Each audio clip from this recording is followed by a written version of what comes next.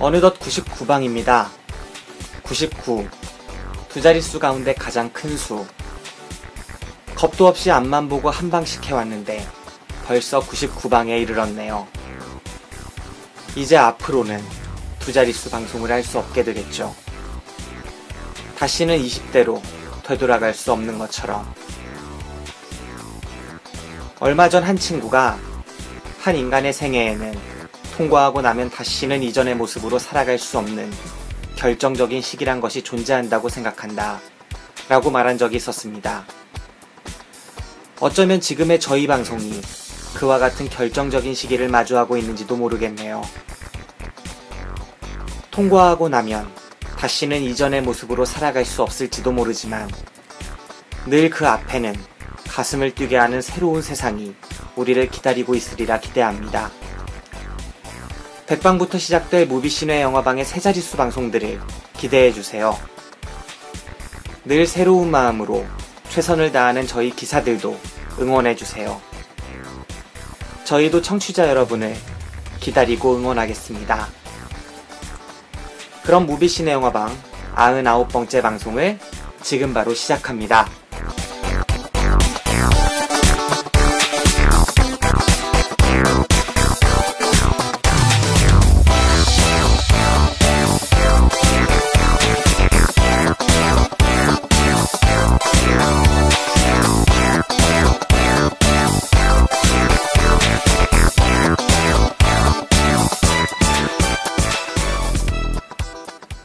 더 쉽게, 더 즐겁게, 그리고 더. 안녕하세요. 무비시네 영화방 제99방입니다. 간만에 뵙습니다. 김기사 인사드립니다. 안녕하세요. 박기사입니다. 네, 박기사. 제가 공항에서 왔어요. 요즘에 일하느라 네. 바쁘게 지내고 있는 것 같습니다. 네, 바쁘게 지내는데 방금 공항에서 박기사랑 녹음을 위해서 오목교까지 달려오지 않았겠습니까? 네네네. 그런데 제가 딱 나올 때 공항 출국하는데 그 로비에 미스코리아와 같이 보이는 아가씨들이 파란색 딱 붙는 원피스를 입고 한 10대 명 모여 있더라고요. 그 미스코리아들 유니버시아드 대회 나가는 것 같은데? 모르겠어요. 어디 나가는지 들어오는지. 한 달 전인가? 네. 뽑았을 거예요. 2015 미스코리아 대회를 했었어요. 그런 거 요즘에도 TV로 중계합니까? 요즘에 종편에서 하더라고요. 종편에서? 네, 안 하다가 네. 요즘에는 종편에서 하더라고요. 네. 근데 옛날만큼의 그런 기대감 이런 거는 좀 많이 사그라든 것 같아요. 예전에 그 공중파에서 했을 때 그 수영복 심사 보려고 네. 눈 빠지게 기다렸었는데 요즘에는 좀 그 정도까지는 좀 아닌 것 같습니다. 그리고 성형미인들이 좀 많다 보니까 미스코리아 자체의 그런 미인에 대한 그런 게 좀 많이 낮아진 것 같아요. 그래요? 대신 좀 이제 격상에 올라가고 있는 게 미스 춘향. 미스 춘향? 진짜예요? 농담이에요? 네, 진짜입니다. 미스 춘향의 퀄리티가 굉장히 높아지고 있습니다. 네, 실제로 보시면은 미스 춘향 퀄리티가 지금의 미스 코리아보다 더 높다는 거를 아실 수 있을 거예요. 그게 이다혜도 미스 춘향 출신이고, 꽤 괜찮은 배우들 많이 그쪽 출신이던데. 네, 되게, 그러니까 한국적으로 생긴 미인상을 찾긴 하는데, 네. 요즘에는 그쪽이 좀 덜 인공적인 모습을 많이 보여줘서 네. 요즘에 좀 많이 뜨고 있는 게 미스 춘향이죠. 네. 아무튼 제가 하고 싶었던 말은 이 미스 코리아들을 놔두고 제가 방송을 위해서 달려왔다는 사실을 이 청취자 여러분들께 말씀드리고 싶었습니다. 거의 미친 거죠. 저 같으면 절대 그런 선택은 하지 않았을 겁니다. 그리고 요즘에 핫한 대회가 또 있어요. 무슨 대회입니까? 섹시백이라고. 섹시백? 네. 그건 뭐예요? 이 뒤태. 여자 뒤태요? 남자? 예. 여자 뒤태? 예, 그럼요. 이렇게 선정적인 대회를 한다고 우리나라에서? 섹시백 요즘에 핫합니다. 그렇습니까? 예, 작년부터인가 재작년부터 시작했는데 네. 굉장히 핫한 대회로 지금 많이 알려져 있습니다. 난 좀 불안한 게 이 미스 춘향이나 미스 코리아 놔두고 섹시백이면 정말 뒤태만 보는 거 아닙니까? 그러니까 돌려보면 실망하는 거 아니에요? 가면 써요. 가면서요? 예. 그걸 좀 예방해 주는구나. 네. 가면 쓰고 작년 같은 경우에는 가면을 썼나? 안 썼나? 아무튼 그랬는데 네. 올해는 좀 가면을 쓴 것 같더라고요. 그래서 수영복 심사 같은 경우는 이제 T 수영복으로. 진짜요? 그럼요. 섹시백인데. 우리도 이제 할리우드 다 됐네. 네, 그럼요. 외국에서는 원래 유명했던 대회고요. 그게 우리나라에 넘어온 거죠. 수입한 거예요? 네. 그리고 막 이제 청바지 입고 네. 이제 심사하고 막 이런 거죠. 그렇죠. FTA도 맺었는데 뭐 들어올 건 들어와야죠. 네, 그래서 굉장히 좀 핫한 대회로 요즘에 주가를 올리고 있는 대회가 한 개 있어서 한 개 말씀을 드렸습니다. 모르시는 분이 계실까봐. 네. 밖에서 핸드폰 케이스 바뀌었네요. 저 굉장히 한번 깨져갔고요. 네. 네, 저 이제 블랙리스트라서. 누가 마블바 아니랄까봐. 예.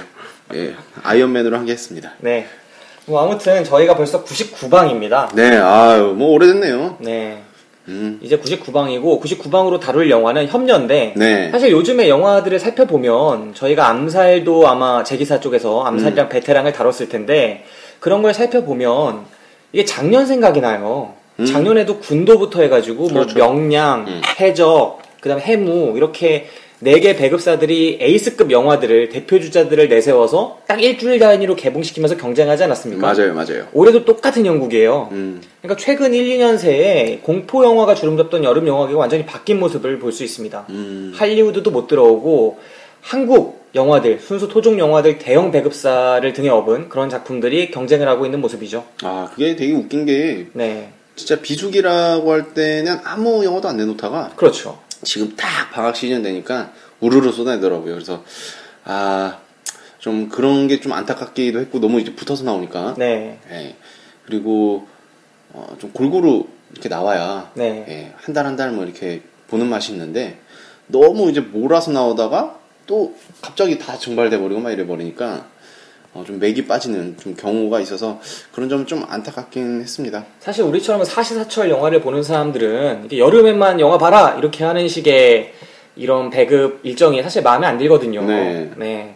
터미네이터 제니시스 그 이전에 개봉했던 옛날에 뭐 분노의 질주나 이런 거 개봉했을 때 한국 영화 하나도 없지 않았습니까? 그렇죠. 네, 그때 좀 개봉을 해줬으면 뭐 지금 오늘 다룰 협녀 같은 것들 그때는 이병헌 씨가 소송 중이었구나. 네, 그때는 뭐 소송 중이긴 했는데 어쨌든 올해 한국 영화가 굉장히 부진하다고 계속해서 나왔잖아요. 네. 나오다가 연평해전 조금 반짝하고 이제 암살에서 이제 빵 터졌는데 그렇죠. 이제 베테랑도 터지고 있고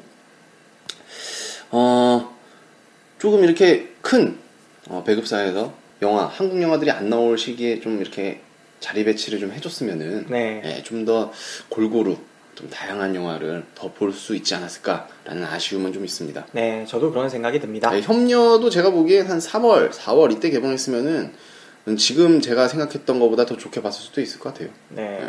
그때 너무 볼 게 없어서. 그때 정말 너무 볼 게 없었더라고요. 네, 좀 그런 부분이 있죠. 네. 네, 그러면 이제 영화 이야기 한번 넘어가 보겠습니다. 근데 영화 이야기 전에 갑자기 생각나는데 혹시 댓글 읽어봤어요, 박 기사? 요즘에 잘 못 온 것 같습니다. 그 긴 댓글 달린 거 못 봤어요? 예, 봤죠. 네, 저 최근에 정말 감동받은 댓글이 하나 있었어요. 저희의 뭐 방송 콕콕 집어주시면서 박 기사랑 했던 방송도 있고 다른 분이랑 했던 방송도 있고 막 성의 있게 댓글을 작성해주신 분이 계시더라고요. 기존에도 뭐 성의 있게 댓글을 작성해주신 분들 많았지만 이분은 그 댓글 작성만으로도 뭐 한참 걸리셨을 것 같아요. 그렇죠. 뭐 A4 용지 한 절반 정도 분량을 쓰신 것 같은데 굉장히 그 정성 들여진 그런 댓글에 새삼 죄스럽게 생각을 했어요. 아무튼 감사했습니다, 진짜. 네. 그러면은 이제 본격적인 영화 이야기 들어가 보도록 하겠습니다. 오늘 다룰 영화는 박흥식 감독의 2015년작 협녀 칼의 기억입니다.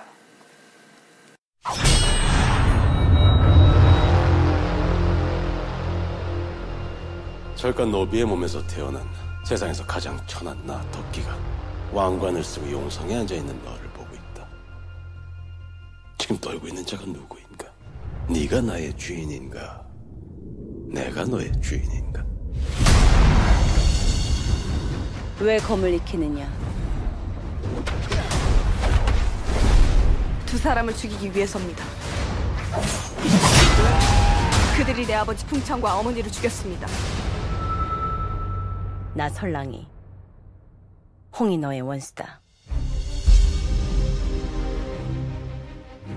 이 고려 땅이 온전히 내 발 아래 놓이는 좋은 구경을 놓쳐선 안 되죠. 다음에 만날 땐 너와 나 둘 중에 하나는 반드시 죽어야 한다.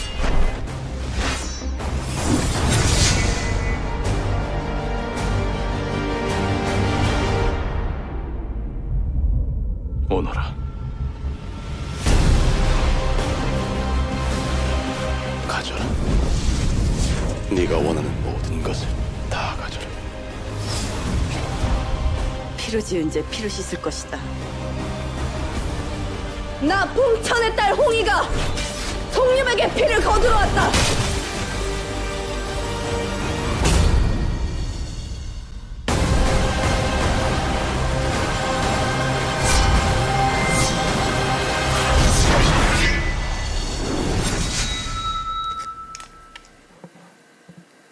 예, 간단하게 뭐 줄거리를 말씀을 드리겠습니다.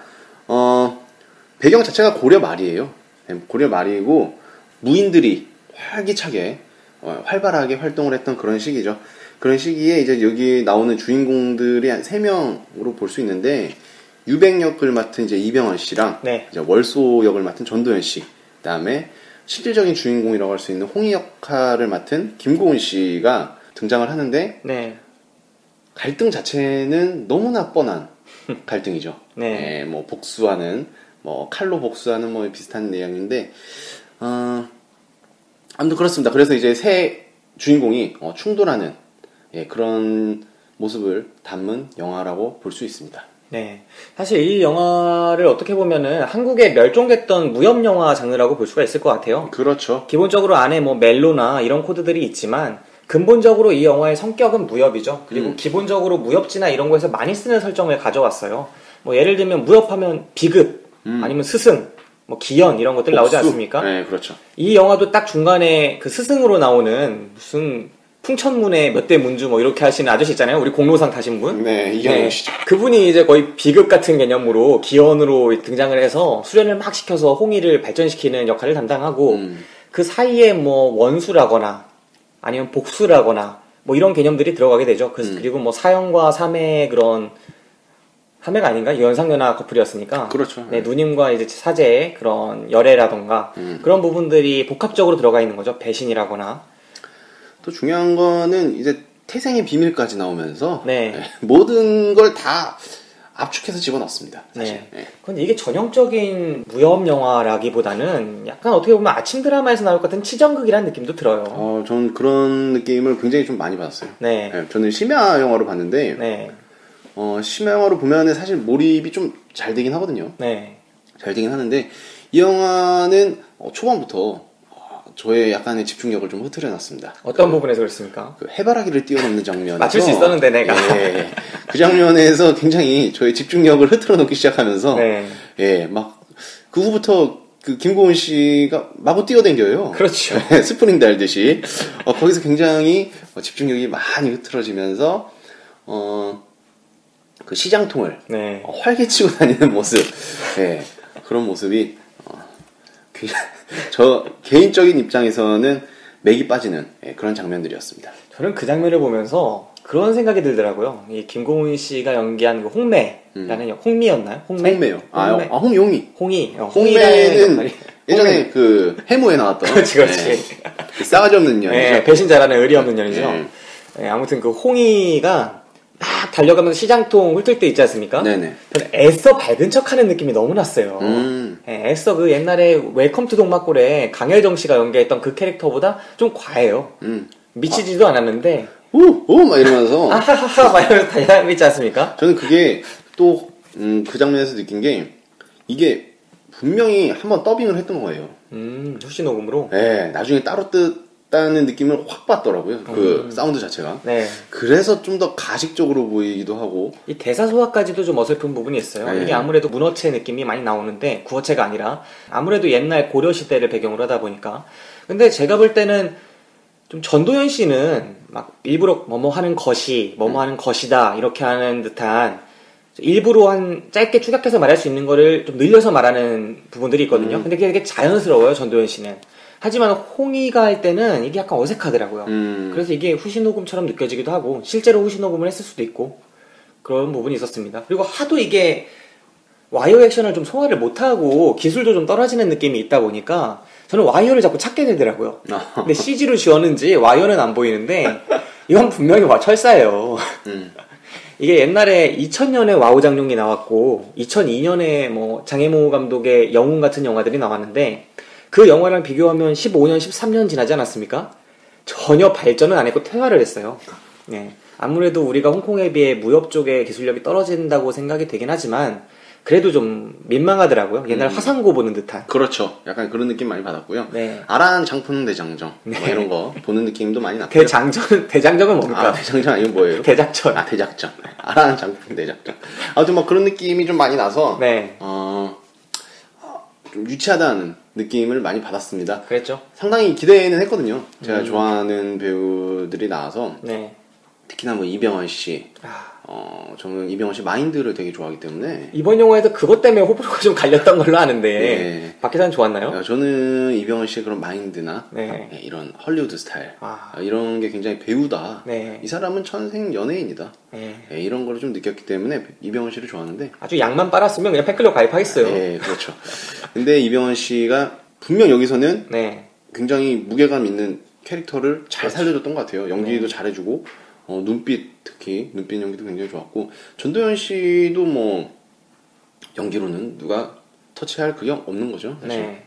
전도연 씨도 연기가 좋았고 한데 김고은 씨가 약간의 아까도 말씀하셨다시피 좀 어색한 말투 뭐 이런 어색한 말의 뒤처리 뭐 이랬던 게 좀 마음이 걸리기도 했고 김고은 씨가 20대 여배우 중에서 충무로에서 굉장히 핫해요. 그렇죠. 어떻게 보면은 네. 굉장히 핫한데 은교 이후로 어떻게 보면은 그게 너무 과대평가된 게 아닌가라는 생각도 조금 했습니다. 아무래도 없다 보니까 젊은 여배우 기근 시대 아닙니까? 네. 없어요. 근데 제 생각에는 젊은 여배우 중에 천우희 씨 또 있지 않습니까? 나이는 좀 많지만 비슷하게 뜨기도 했고 이미지도 좀 괜찮잖아요. 그 배우를 오히려 여기다 갖다 썼으면 좀 더 낫지 않았을까. 좀 땅딸막하고 더 다부진 느낌도 나고 그랬을 것 같은데 김고은 씨는 좀 오버해서 연기한다? 약간 과잉된 연기를 했달까? 그런 느낌이 있더라고요. 그러니까 과대평가가 된 것 같아요. 네. 은교 이후로 좀 과대평가가 돼서 김고은 씨가 지금 골랐던 작품들을 보면은 굉장히 그 매니저가 골랐는지 회사에서 골랐는지 모르겠는데 좀 실망스러운 작품들이 많았거든요. 몬스터부터 해서 몬스터도 그랬고 이번에 차이나타운 차이나타운도 보고 그러면은 이제 좀 그런 게 많았는데 또 캐릭터들이 약간 일관돼요.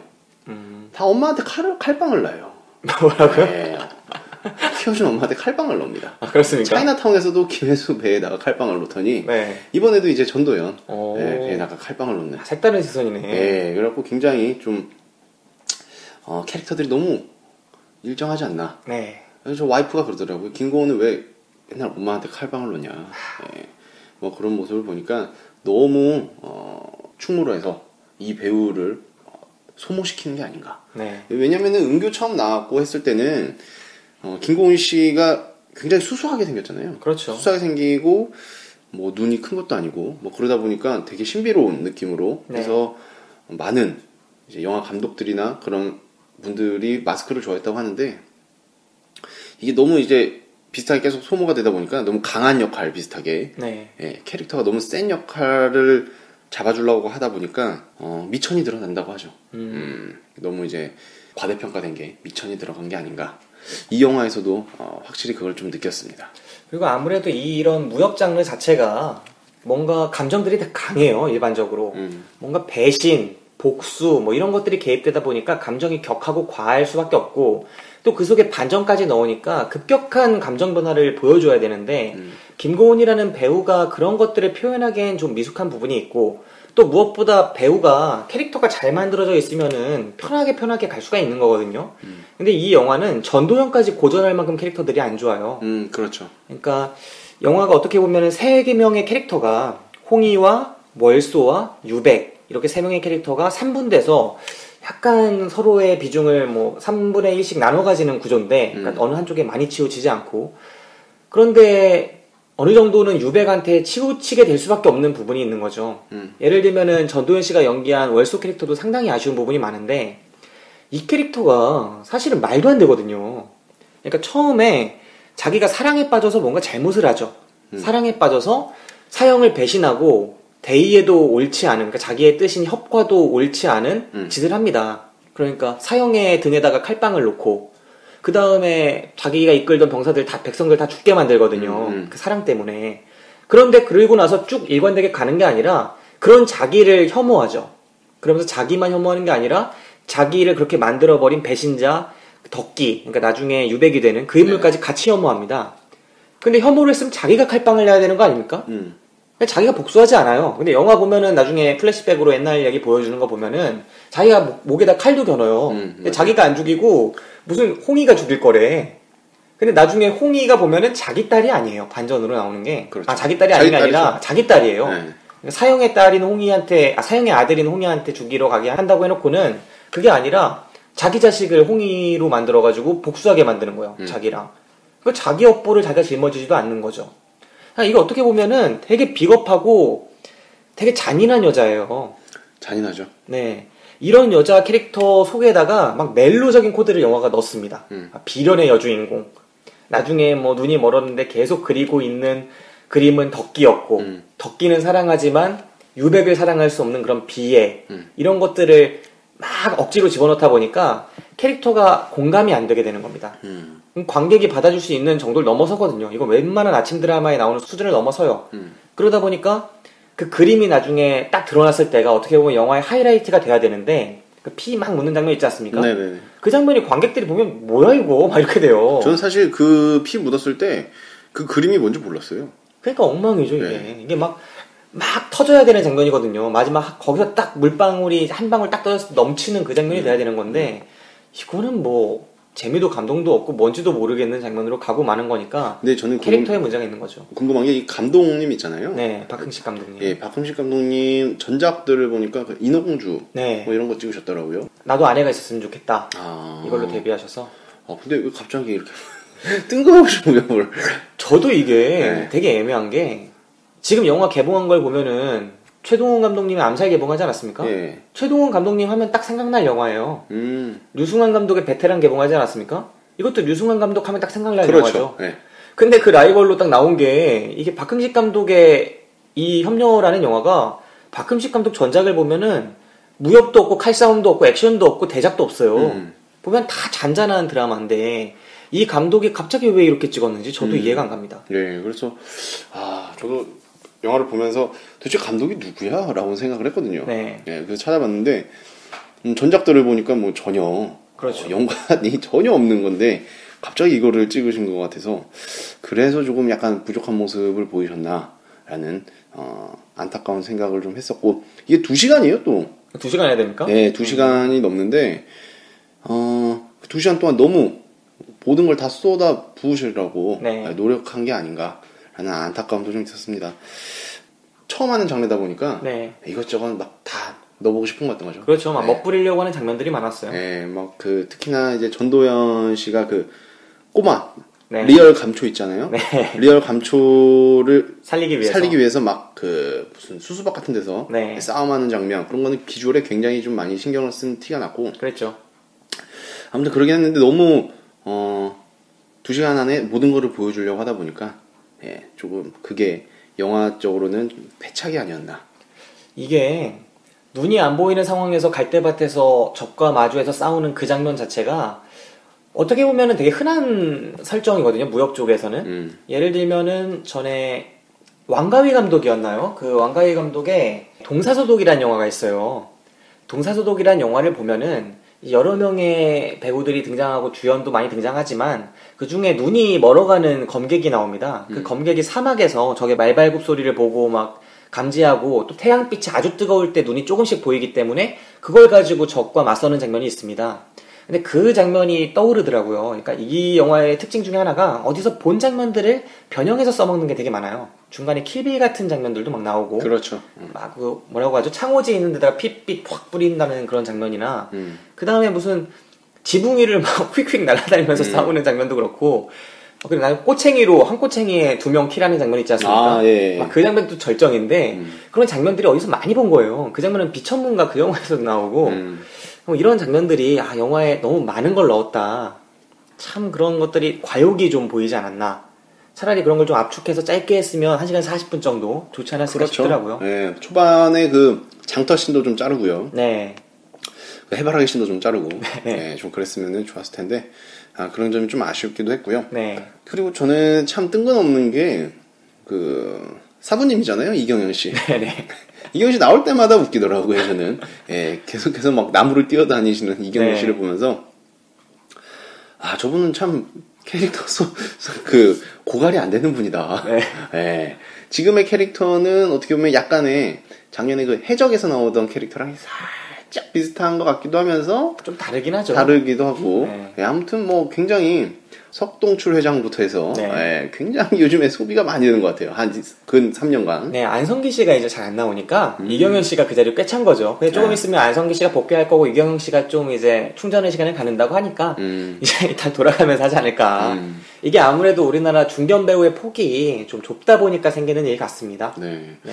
근데 그 캐릭터 자체도 보통 이제 저희가 무협 영화나 무협 네. 드라마를 보면은 나오는 그런 포스나 네. 그런 이제 훈련시키는 과정 네. 뭐 이런 것들이 특히나 훈련시키는 과정 자체에는 거의 생략됐다고 볼 수 있어요. 그렇죠. 네, 그런 거 거의 없었고. 갑자기 나무찜 짓고 그냥. 네.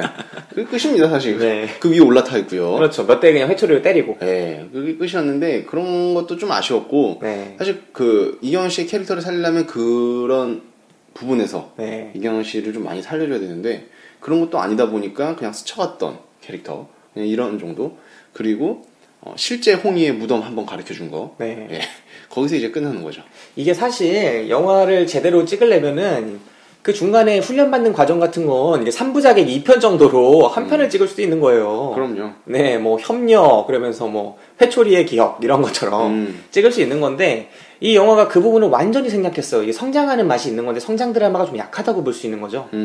뭐 처음에 예를 들면은 약간 비애랄까요? 막 감초 죽고 하면서 정말 막 쌓여있는 원한 같은 거 쌓이고 이런 과정이 전반부에 배치가 되고 그래서 결국은 한번 패퇴하고 그리고 나서 자기가 혁신을 거듭하고 스승한테 배우고 이러면서 거듭나는 과정이 또 있는 거고 마지막에 대결전으로 가는 이렇게 세 단계로 나눌 수 있는 영화인데 2단계가 거의 없어요.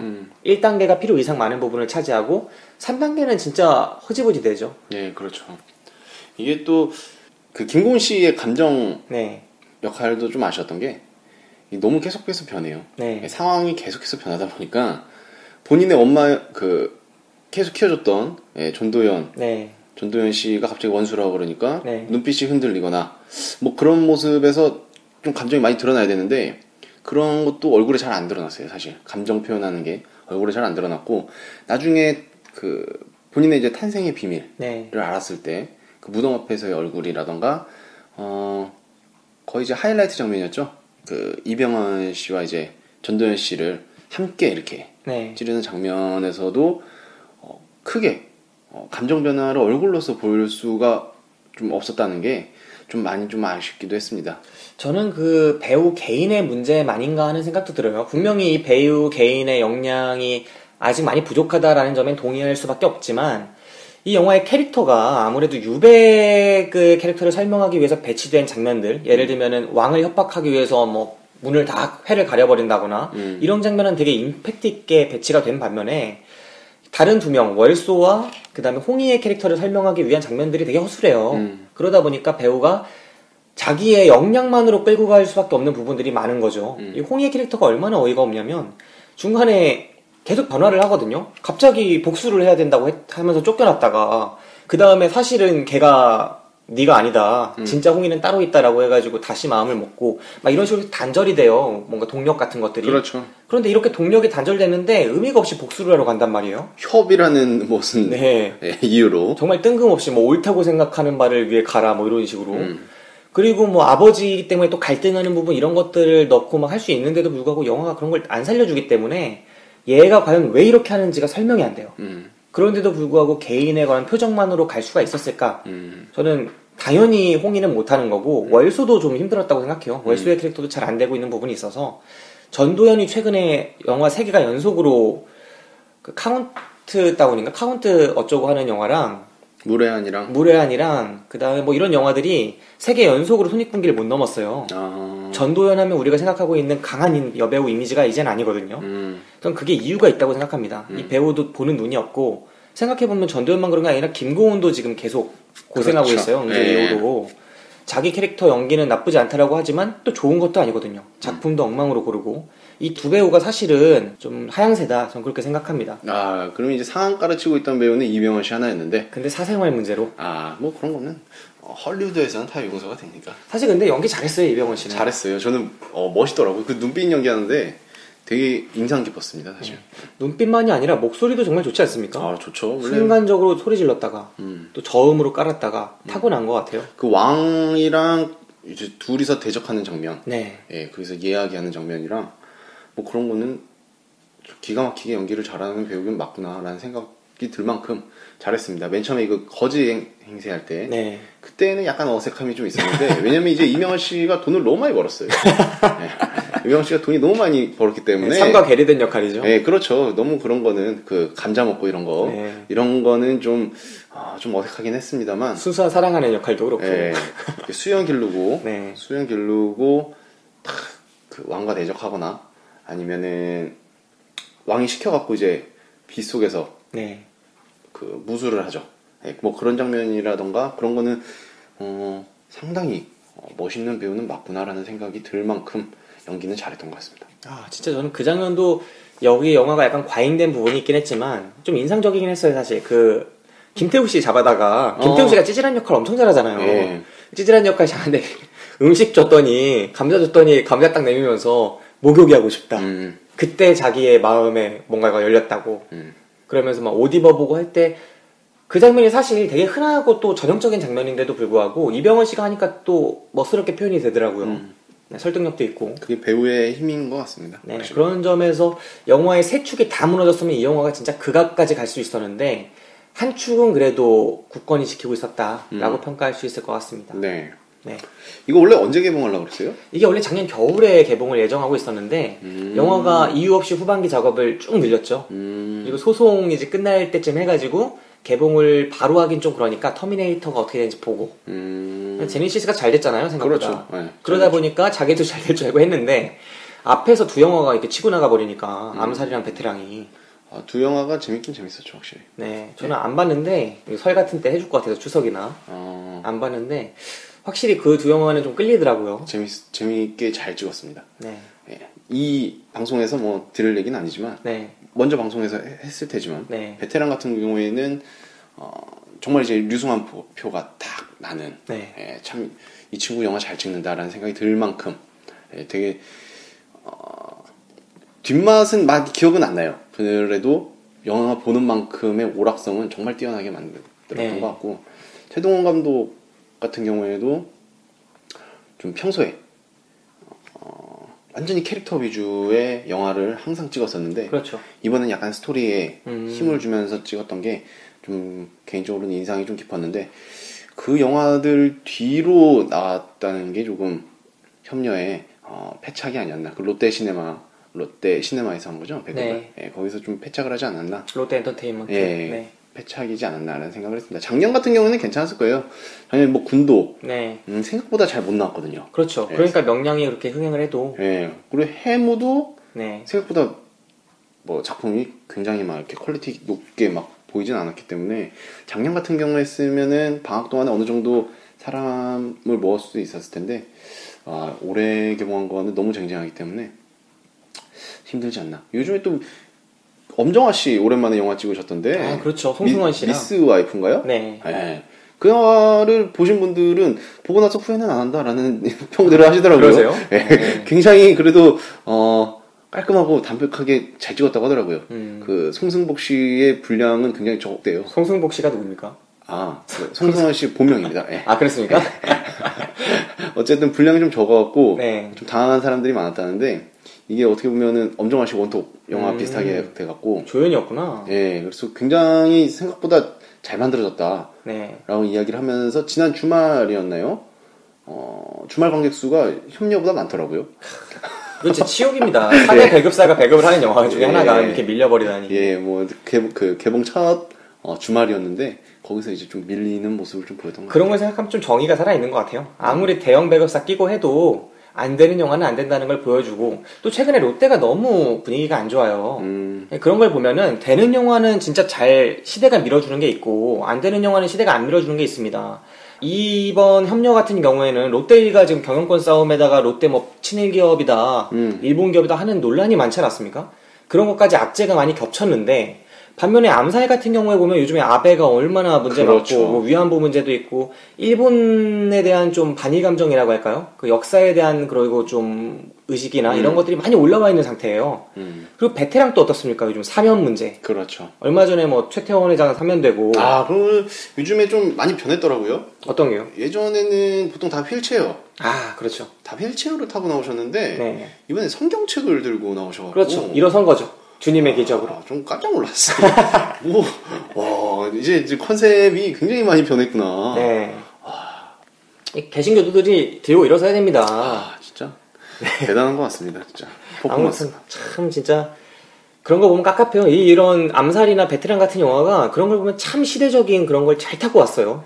반면에 협력 같은 경우에는 진짜 암담합니다. 그렇죠. 근데 이게 되게 웃긴 게 저는 주로 보는 극장 자체가 네. 이게 목동 CGV니까요. 네. 개봉을 한 날부터 해가고요. 하루 상영 네. 시간이 4번인가밖에 없더라고요. 3번, 4번. 협력? 네. 롯데시네마니까. 그렇다고 그렇게 까나? 그러니까 이게 거의 배급사들이 자기네 극장 체인을 갖고 있는 경우가 많잖아요. 네. 거대 배급사 4곳 중에 뉴를 제외한 3곳은 갖고 있는 거잖아요. 아니지. 쇼박스가 메가박스랑 약간 동맹 체제 같은 느낌이고, 그 CJ는 CJ 갖고 있고, 네. CGV를. 네. 그 다음에 롯데 엔터테인먼트는 롯데 시네마를 갖고 있는데, 그 멀티플렉스에서 이 해당하는 배급사의 영화들을 많이 밀어줘요. 작년에 맨 처음에 롯데 시네마에서 해적을 엄청 많이 밀었었고, 그 전에 같은 경우에는 뭐, 광해가 CGV에서 엄청 밀어서 1000만을 넘겼다 하는 얘기도 있었고, 명량도 CGV에서 끝까지 밀지 않았었습니까? 그렇죠. 그런 부분들이 있기 때문에 좀 부진하거나 좀 흥행을 못할 만한 작품도 상대적으로 잘 나오는 경우가 있죠. 근데 협력은 안 될 것 같아요, 지금 분위기가. 힘들죠. 지금도 뭐 상영 하루에 뭐 2번 하고 그러던데요. 네. 그러니까 CGV는 지금 베테랑 밀기 바쁘니고 롯데 시네마 것들을 안 밀어주죠. 롯데 엔터테인먼트 것들을. 어쨌든 뭐 요즘 들어서 느낀 건데 네. 영화 시작할 때 오프닝 하기 전에 네. 뭐 제작, 배급 뭐 이런 거 나오잖아요. 네네. 그게 뭐 CJ나 뭐 롯데나 뭐 이런 게 뜨면은 처음부터 약간 거부감이 드는 느낌이 최근에야 좀 나는 것 같습니다. 네, 저도 거대 배급사들을 진짜 탐탁지 않게 보고 있는데 점점 제작사나 배급사가 대기업의 그런 자본으로부터 자유롭지 않아지는 것 같습니다. 네. 네. 시키는 대로 해야 되잖아요, 그거는. 네, 거의 그런 분위기로 돌아가는 부분이 있죠. 그렇기 때문에 우리나라의 작은 상영관이나 독립적인 상영관 그리고 배급사들이 생존할 수 있는 구조들이 공정한 경쟁체제가 만들어져야 하는데 그것들이 결국은 정치적인 차원에서 해소가 되어야 하지 않을까 싶을 만큼 지금 자생적으로는 안 될 것 같아요. 과징금을 계속 때려맞아도 하고 있으니. 베테랑도 CJ에서 배급한 거 같아요. 그렇죠. 그 영화가 이제 잘 지키는지가 궁금합니다. 사회 정의를 외치는 영화가 과연 그런 공정한 규칙을 잘 지킬까 하는 부분도 있어요, 사실. 궁금합니다. 저는 류승환 감독이 돈 들인 영화를 찍으면은 네. 힘들지 않을까라는 생각을 계속 했었거든요. 네. 예전에 그 짝패 느낌을 못 살릴 것 같은 느낌이 계속 들어서 네. 좀 그런 게 있었는데 이번에 해소됐습니까? 이번에 뭐 어느 정도 돈은 들였던 것 같은데 네. 사실 돈을 엄청 아꼈대요. 인터뷰를 보면은 원래 있던 예산보다 더 아꼈던 거예요. 네. 뭐 밥도 좀 덜 먹고 네. 촬영 기간도 굉장히 좀 단축시키려고 하고 네. 그리고 거기서 이제 유한 씨가 재벌 뭐 3세 이렇게 나오는데 네. 유한 씨의 집 자체가 안 나오거든요. 그러네. 그런 것도 이제 유한 씨의 집을 대여해서 이렇게 찍으려고 신경을 써버리면은 너무 비싸지다 보니까 네. 일부러 뺐다고 하더라고요. 그런 것도 그렇고 굉장히 좀 줄이려고 했다는 게 저는 그런 류승환 감독이 좀 마음에 들었습니다. 네. 최대한 뭐 짜투리 같은 거 없애고 탁탁 끊어서 가는 게 좋더라고요. 저는 사실 류승환 감독이 되게 유명한 명감독이잖아요. 근데 그 명성에 비해서 예를 들면은 박찬욱, 봉준호, 뭐 최동훈, 김지훈 막 이런 유명 감독들에 비해서 흥행성도 있고 작품성도 있다고 평가받는 그런 감독에 비해서 좀 마음에 차는 영화가 없었거든요. 그렇죠. 네. 원래 그렇죠. 그냥 재밌게 본 영화들은 몇 편 있었지만 조금 부족하지 않나 싶었는데 베테랑은 아직 안 봤지만 그런 영화가 됐을 것 같아요. 왠지 모르는 느낌이 있습니다. 아, 근데 개인적인 느낌으로는 약간 부당거래 느낌이 아, 그래요? 좀 더 좋지 않았나. 그런 느낌이 좀 있긴 하더라고요. 네. 굉장히 좀 디테일하잖아요. 예, 어디서 소스를 얻었는지 모르겠지만 네. 아무튼 굉장히 좀 디테일한 그런 뒷이야기들을 많이 만드는 감독이기 때문에 네. 나올 때마다 흥미롭게 영화는 보는 것 같습니다. 그 얘기 아세요? 죽거나 혹은 나쁘거나 영화 있잖아요. 네. 그 류승환 감독이 찍었었는데 네. 그때 이제 영화를 찍으려고 하다 보니까 굉장히 양아치 한 명이 필요했대요. 역할 중에. 예, 근데 실제로 류승범 씨가 네. 고등학교를 중퇴를 하고요. DJ를 하겠다고 중퇴를 하고 집에서 놀고 있었답니다. 그때. 근데 이제 류승환 감독이 캐릭터 계속 오디션을 막 보다가 집에 있는 양아치를 그냥 그대로 쓰면 되겠구나. 그래서 류승범 씨를 데려가서 네. 근데 이거 용돈 줄 테니까 좀 찍자 그래갖고 찍었대요. 네. 예, 그게 데뷔작이 된 거였고 와. 그거부터 계속해서 막 네. 예, 그런 양아치 역할 많이 하는 그런 배우가 된 거죠. 근데 저번에 드라마를 통해서 공효진 씨랑 한번 연기했던 게 있었을 거예요. 네. 그 촬영 장면을 누군가가 딱 보면서 엔터테인먼트 사장이었나? 누군가가 보면서 쟤 어디서 연기 배워서 동기였대요? 그런 거예요. 그래서 그런 거 없을 겁니다. 그 류승범 씨 그런 거 없을 텐데요. 그러니까 그러면 저 친구 참 천재 같다 라는 이야기를 했다고 하더라고요. 네. 그래서 참 류승범 씨의 정말 운빨이 진짜 인생 잘 풀리는구나. 형 잘 만나서 그런데 끼가 있을지 어떻게 알았겠습니까? 네. 참 그런 인생도 있구나 라는 생각을 하게 되더라고요. 대단하네요. 네. 어쨌든 그런 류승범 씨를 딱 어떻게 보면 캐스팅해서 멋진 지금 뭐 영화계에서 빠질 수 없는 캐릭터를 갖고 있는 그런 배우를 만들었다는 것도 류승환 감독의 참 그 영향이죠. 그럼요. 영향이죠. 배우를 캐스팅하고 알아볼 수 있는 안목도 영향이니까.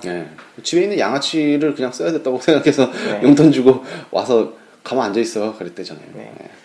저희가 박흥식 감독 때문이에요, 이게 다. 우리가 박흥식 감독 영화 얘기를 안 하고 있잖아요. 맞네요. 충무로에서 제일 잘 나가는 배우들 꽂아다가 영화 이렇게 찍었어요, 지금. 제일 핫하다는 배우들 꽂아다가. 그게 너무 아까워요. 부족한 게 뭡니까? 지금 투탑은 에이스로 데려다 앉혔죠. 조연도 제일 잘 나가는 조연들 데려다 앉혔어요. 그렇죠. 그리고 가장 잘 나가는 신예라는 김고은 앉히고 아이돌 하나 제일 잘 연기하는 아이돌 하나 앉혔잖아요. 근데 이 영화가 이렇게 굴러갈 줄 누가 배급사 알겠습니까? 빵빵하고요. 그렇죠. 이게 박흥식 감독님이 그 선장을 잘못 만나서라고 밖에는 보기가 힘들어요. 물론 각본도 안 좋고 했지만 그런 부분도 있지만 이게 후반기 작업 알 수 없는 후반기 작업 때문에 개봉이 늦어졌다고 했잖아요. 네네. 후반기 작업을 좀 더 오래 했어야 돼요. 제가 볼 때는 후반기 작업 안 한 것 같아요. 그냥 소송 끝나고 눈치 보다가 개봉한 것 같은데. 네, 후반기 작업을 계속 해야 됐습니다. 이거. 아유, 진짜 이건 좀 한 3개월이나 4개월 정도 더 했으면 어땠을까? 가을에 개봉하면 괜찮았을 것 같지 않습니까? 그렇죠. 네. 좀 더 깔끔하게 한 15분에서 20분 줄인 다음에 했으면 더 좋았을 것 같아요. 그리고 이 협렬하는 영화 자체의 그런 느낌이 갈대밭도 많이 등장하고 가을 느낌이에요. 옷도 좀 선선하게 입고 이게 여름에 개봉하다 보니까 느낌이 또 안 사는 부분도 있었어요. 네, 그런 것도 좀 아쉬웠습니다. 네. 네, 밖에서는 이 영화에서 좀 인상적이었던 장면 없었나요? 인상적이었던 장면. 네. 딱히 뭐 인상적이었던 장면들은 뭐 앞에서도 뭐 다 말씀을 드린 것 같고. 뭐 해바라기 뛰어넘는 장면 이런 거 말고. 네. 그게 참 인상 깊었어요. 뭐 꼬치 깨는 장면 이런 거 말고. 저는 그게 계속해서 잔상에 남아요. 네. 제가 계속해서 잔상에 남아서 네. 그런 장면들밖에 뭐 기억에 남는 건 없고. 네. 영화를 딱 보고 나와서 느낀 거는 이거 감독 누구야? 네? 이거 배우들 저렇게 힘든 애들 네. 캐스팅해놓고 도대체 누구야? 라는 생각이 맨 처음 들었고 사실 그런 생각하신 분들이 많을 것 같아요. 제 생각에 박흥식 감독 인지도가 이 영화를 통해서 엄청나게 올라갔을 겁니다. 그렇죠. 네. 그리고 저 같은 경우에는 한 별 5개라고 치면요. 네. 네.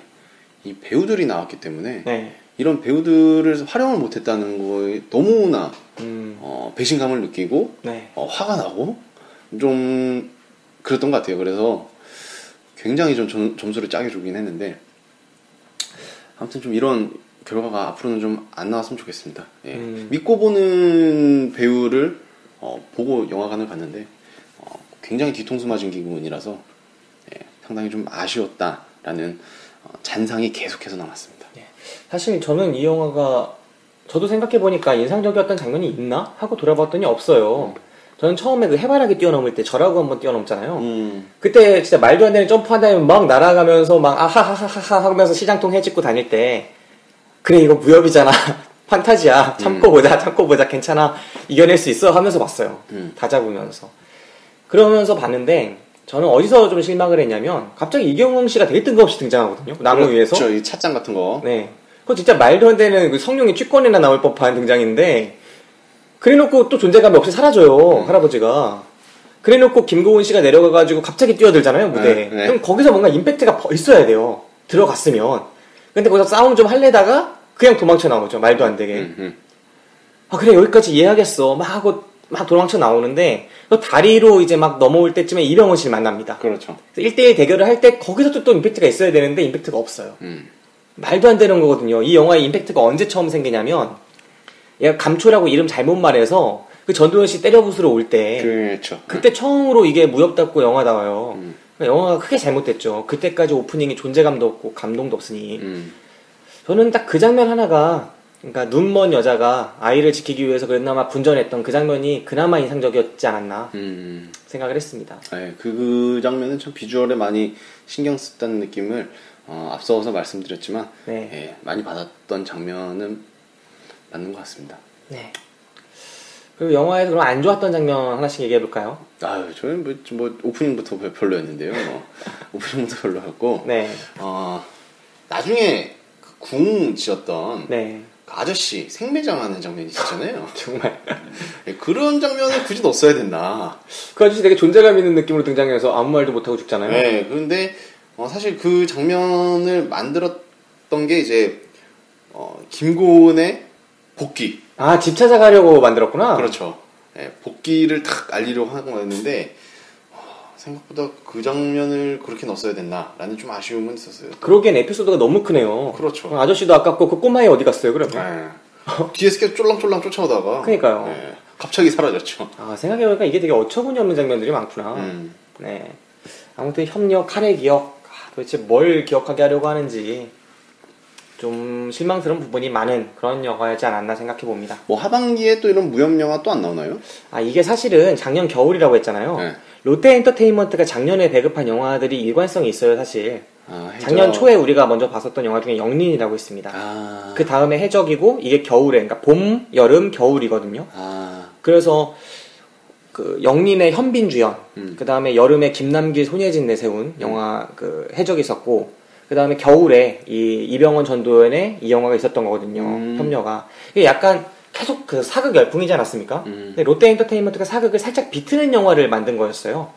영린도 어떻게 보면 퓨전 사극에 가까운 영화였고 되게 이미지적으로 신경 쓴, 그리고 해적 같은 경우에도 코믹 사극 판타지였거든요. 그렇죠. 그러면서도 되게 색깔 있는 영화를 하려고 많이 노력했던 영화였고, 이번 협녀 같은 경우에도 색깔이 있는 사극이었잖아요.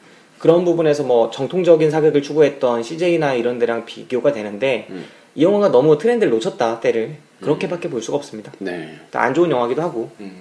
그러면은 롯데에서 이제 사극은 좀 잠시 접어두겠네요. 네, 한동안 접어야 하지 않을까 생각을 합니다. 네, 다시 해적만 성공했구나. 네. 그보다도 이병헌 씨가 어떻게 될지 모르겠어요. 이병헌 씨는 그냥 할리우드에서 영화 지금 계속 찍고 있는데 거기서 찍어야죠. 안 돌아올 것 같아요. 좀 그건 좀 아쉽네요. 네. 이병헌 씨를 좀 한국 영화에서 만나보는 것도 재미가 있었는데. 그러니까 이게 이병헌 씨를 이제 한국으로 불러올 감독이 제가 볼 땐 김지훈밖에 없습니다. 김지훈이 뭐 달콤한 인생부터 해서 그렇죠. 놈놈놈 있었고 하나 더 있었는데 그 최민식이랑 나왔던 악마를 보았다. 네, 그렇죠. 이렇게 세 작품이나 찍었던 거의 최고의 어떻게 보면 사제 관계고 어떻게 보면 동료 관계인데 그런 감독이 부르지 않는 한 못 들어오지 않을까. 너무나 이렇게 처참하게 제작사가 이제 쓰기가 쉽지가 않은 배우가 돼버렸다 생각을 합니다. 박찬욱, 봉준호급씩 써야죠 이제. 네. 그 정도의 급 감독들이 부르면은 배급사에서도 뭐 깨갱하지 않을까. 그리고 전도연 씨도 이제 좀 작품 고를 때 겁나겠어요. 눈이 별로 안 좋은 것 같아요. 이젠 작품 고르는 눈이 좀 힘든 부분들이 보입니다. 네, 아쉽네요. 협녀 우리가 더 이상 할 얘기가 많이 없을 것 같고 네. 배우 얘기도 했고 감독 얘기도 했고 그다음 장면 얘기도 했는데 마지막으로 박기사 총평 한번 해본다면 예, 제가 한번 총평을 해본다면 너무 쓸만한 재료들로 네. 너무 맛없는 음식을 만들었다라고 이야기를 할 수 있겠습니다. 네. 저는 대기업 눈먼 자본의 최후라고 할 수 있겠습니다. 너무 시스템적으로만 하다 보니까 자기의 영혼을 불어넣은 그런 스텝이 없었던 거죠. 그러니까 각본이라거나 이런 부분에서 되게 완결성 있게 가져가는 사람이 없다 보니까 다들 너무 뻔하게 이러면 대중들이 좋아할 거야, 이러면 입맛에 맞겠지, 이러다가 망한 영화가 아닌가. 맞아요. 그렇게 생각을 해봅니다. 네. 네. 롯데에 재능 있는 사람이 없나 봐요. 그러니까요. 계속 롯데 작품들이 잘 되는 경우가 별로 없으니까. 네, 그렇게 생각해 봅니다. 지금 여러분께서는 김기사, 박기사가 진행하는 무비시네 영화방을 듣고 계십니다. 우리들의 팟캐스트 방송국 DPS. 자, 이럼 추천, 비추천 시간 가봅시다. 예, 저는 뭐 당연히 비추천입니다. 네. 주저를 하지 않네요. 네, 이건 비추천이었어요. 네. 아까도 말씀드렸다시피 너무 맛없는 음식이 나왔고요. 네. 앞으로는 이런 좋은 재료들로 이런 음식이 안 나왔으면 좋겠다라는 생각으로 저는 보지 말 것을 네. 권장합니다. 네, 비추천. 저는 이 영화 보말입니다. 네, 저는 영화 속에 그 스승님 나오잖아요. 네. 그 스승님이 버드나무까지 해가지고 되게 명검처럼 잘 다뤄요. 그렇죠. 저는 이 영화가 이 삼류 치정극이라고 생각을 하는데, 이야기 자체는 이런 삼류 치정극을 가지고도 배우들이 어느 정도는 명품처럼 보이게, 뭐 짝퉁이지만 명품처럼 보이는 짝퉁처럼 만들어냈거든요. 특히 이병헌의 공이 컸다고 생각을 합니다. 사실 이거 배우들만 어디서 좀 잘 연기 못하는 배우들 갖다 꼈으면 이 영화 진짜 끔찍한 수준 되는 거 시간 그렇죠. 문제거든요. 네. 진짜 눈 뜨고 못 볼 영화가 되는 게 시간 문제인데 이병헌이 그걸 살렸어요. 전도연도 어느 정도 분전해줬고, 저는 그런 점에서 이 영화가 어떻게 보면 좀 그 스승의 그 제자다, 풍진삼엽이 노력했다, 그렇게 생각을 합니다. 네. 풍진삼엽이 노력해서 짝퉁이 진퉁처럼 보이게 됐다 생각을 하고, 네. 그 연기를 볼 수 있다는 점에서 보말을 줄 수 있을 것 같습니다. 네. 그럼 이 영화를 누구에게 추천할지 이야기해볼까요? 이 영화를 참 추천하기가 참 힘든데, 네. 네. 저는 이 영화를 보면서 그 여기 연기를 했던 네. 그 이병헌 씨를 생각을 할 수 있었어요. 네. 네, 이병헌 씨의 그 사생활에 대해서 신경을 썼는데, 이제 영화에서 보면은 굉장히 순수한 사랑을 합니다. 네. 굉장히 순수한 사랑을 하면서 어쩔 수 없이 야망을 위해서 왕의 딸과 결혼을 하려고 하는 네. 그런 인물인데, 그 본인의 애절했던 순수한 그 사랑을 못 잊어요. 네. 못 잊어서 항상 혼자 차를 타먹고, 그 여자가 타주는 차를 죽기 전에 한 번이라도 마셔봤으면 좋겠다 라고 항상 이야기를 하면서, 뭐 그런 이미지와는 좀 다른 그런 모습이 이병헌 씨가 이거를 연기를 하면서 본인도 좀 느꼈을까라는 생각을 들면서 계속해서 그냥 이병헌 씨가 떠오르더라고요. 본인의 영화를 한 번 더 봤으면 좋겠다라는 생각은 했어요. 네. 저는 이 영화 생각해보니까 누구한테 추천해야 될지 감이 안 잡히는 영화인데, 그렇죠. 네. 저는 그 화산고 옛날에 연출하셨던 그 감독님 누구신지 모르겠어요. 그 감독님한테 추천해드리고 싶어요. 왜냐면 이 정도 액션 연출 수준이면 그분 복귀하셔도 될 것 같습니다. 네. 장혁도 노란 머리 쓰고요. 네, 그게 되게 당대로서 혁신적인 영화였거든요. 그 나름대로 재밌었던 것 같아요. 네, 제가 볼 때 그만한 파괴적인 작품이 나온 적이 없어요. 학원 액션물이죠. 네, 시대를 너무 앞서가서 아직도 그 시대가 안 온 거죠. 그렇죠. 네. 학원 액션물. 그런 영화가 다시 우리나라에 있어야 된다. 영화의 다양성을 위해서. 그런 감독이 좀 무협도 찍어보면 어떨까 하는 생각도 듭니다. 네. 사실 무협을 정말 좋아하는 감독들이 있었으면 좋겠어요. 왜냐면 사실 할리우드에서도 괴수물이 다 죽었다고 할 때 그걸 되살린 감독들이 있었거든요. 스티븐 스필버그가 그랬고, 그리고 그 누굽니까? 피터 잭슨이 그랬거든요. 피터 잭슨이 그때 한 말이 자기가 킹콩의 팬이었다였어요. 어릴 때 본 킹콩을 너무나 좋아해서 내가 킹콩을 다시 만든 거다. 저는 그렇게 자기가 정말 좋아하는 영화를 만들고자 노력하는, 그러니까 무협을 되게 좋아해서 무협 영화를 만들고 싶어하는 연출자가 있었으면 좋겠어요. 그런 작가가 있으면 정말 잘 만들 수 있을 텐데, 제가 볼 때 박흥식 감독은 그런 애정이 안 느껴졌거든요. 그 점이 이 영화의 가장 큰 한계였다라고 생각을 합니다. 네. 이 무협을 정말 좋아한다는 마음이 느껴지는 연출자가 이 무협을 찍었으면 하는 생각이 있어요. 네. 그러네요. 네, 그런 아쉬움을 말하면서 저는 비추천하겠습니다. 보말하겠습니다. 네. 네. 비추천하고 싶은 마음이 순간순간 들어서. 네. 네. 아무튼 여기까지 이야기 해봤고요. 저희의 99방 방송이었습니다. 네. 네. 박 기사와 함께 곧 100방입니다, 벌써. 야, 시간 빠르네요. 네, 100방. 벌써 1년 반이 된 거네요. 네, 우리가 작년 3월, 4월 뭐 이때 시작을 그렇죠. 했는데, 네. 네, 그 사이에 저도 기자가 됐고 박 기사도 기자가 됐어요. 저야 뭐 나벌탱이죠. 최대한 겸손하게. 네, 나벌탱입니다. 아무튼 그렇게 되고 우리도 기사기도 하고, 네. 아무튼 흥미로운 하루하루를 보내고 있습니다. 시간이 많이 지났네요. 그때랑 또 상황도 많이 변했고 네, 그런 것 같아요. 네. 시간의 흐름을 알 수 있습니다. 네, 백방에서 또 재밌게 얘기를 했고. 하죠. 네. 네, 백방에서 다시 이야기를 이어가도록 하겠습니다. 바로 네. 백방 녹음해야 되니까 새벽에. 네네. 네, 그럼 여기서 인사드리도록 하겠습니다. 지금까지 김 기사. 박 기사였습니다. 네, 행복하세요.